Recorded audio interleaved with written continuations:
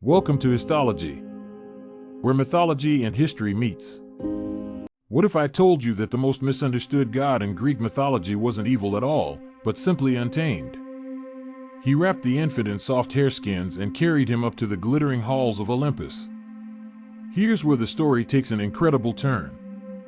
The gods, who valued beauty and perfection above all else, looked at this half-goat child and did something unexpected. They didn't reject him. Instead, they laughed with pure delight at his merry antics and animal form. They named him Pan, meaning all in Greek, because he brought joy to all of them. Even Dionysus, the god of wine and ecstasy, became his devoted companion. But hold on to that detail, because Pan's acceptance by the gods becomes crucial when we explore why he was later demonized. Pan refused the marble halls of Olympus. He chose instead the wild forests of Arcadia, a vast wilderness in the Peloponnese where civilization feared to tread.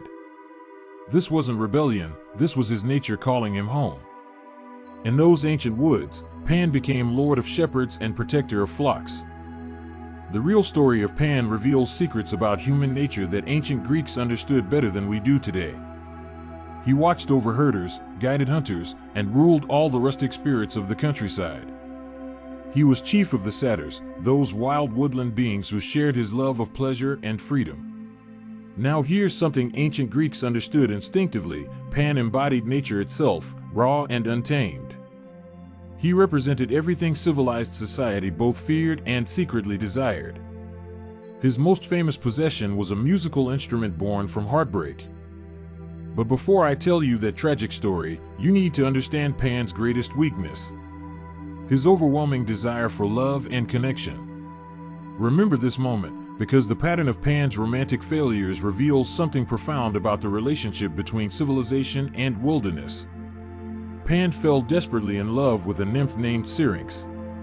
Her voice enchanted him, her beauty consumed his thoughts. But Syrinx was a devoted follower of Artemis, sworn to eternal chastity. She wanted nothing to do with this wild, goat-legged god.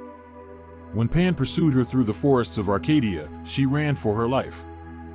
Stay until minute 16, because that's when I'll show you why Pan's image was stolen and transformed into something he never was. We're about to discover why this chase matters more than just a rejected romance. What happens next shaped music itself for thousands of years. Syrinx reached a river with Pan closing in behind her. Desperate, she called out to her sister nymphs for help. They heard her plea and transformed her instantly into a patch of river reeds. Pan arrived just seconds too late, grasping at reeds instead of the nymph he loved. But listen to what he did next, because this reveals everything about Pan's character. Rather than rage or destroy in his grief, Pan cut those reeds carefully. He crafted them into a musical instrument, pouring his longing and love into each note he played. This became the Pan flute, and its dulcet tones echoed through every Greek forest from that day forward. This brings us to a crucial turning point. Pan wasn't just making music, he was transforming his pain into beauty. But his confidence in his musical abilities would soon lead to disaster. Before we dive into the forests of ancient Greece, let me show you something that will change how you see this wild god forever.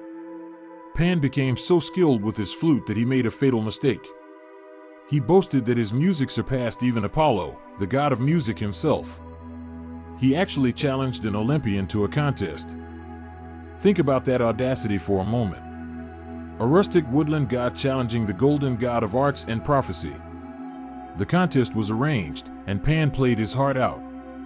The mountain god Molus judged the competition and declared Apollo the clear winner. Everyone agreed, except for one loyal follower of Pan. Apollo's punishment was swift and humiliating. He transformed Midas's ears into those of a donkey, marking him forever for his poor judgment. So far we've seen Pan as a musician, a lover, and a challenger of gods. But the most important aspect of his nature is still ahead, and it's the key to understanding why his image changed so dramatically. Coming up, I'll reveal how this ancient god's connection to primal human nature made him both revered and feared. Pan's domain was the wild places where civilization ended. In those forests and meadows, travelers reported feeling an inexplicable dread.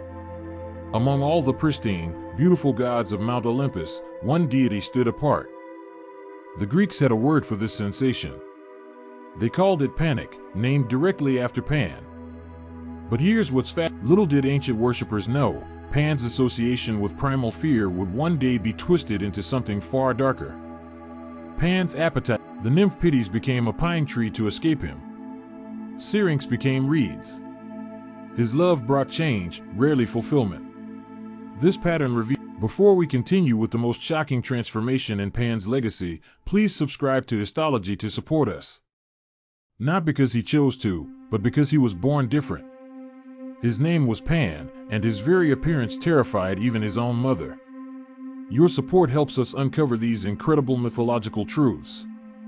Trust me, what I'm about to reveal about Pan's fate will completely change your perspective on religious history. Pan appeared in art, poetry, and ritual throughout the classical world. He symbolized fertility, the countryside, rustic music, and the thin boundary between civilization and wilderness. His image was everywhere, depicted with his pan flute, often shown with fertility symbols representing his connection to natural life force itself. Then came picture this, a newborn child emerges into the world, but instead of a human infant, the mother sees horns sprouting from a tiny forehead. But the messenger god Hermes, Pan's father, saw something different in this strange child.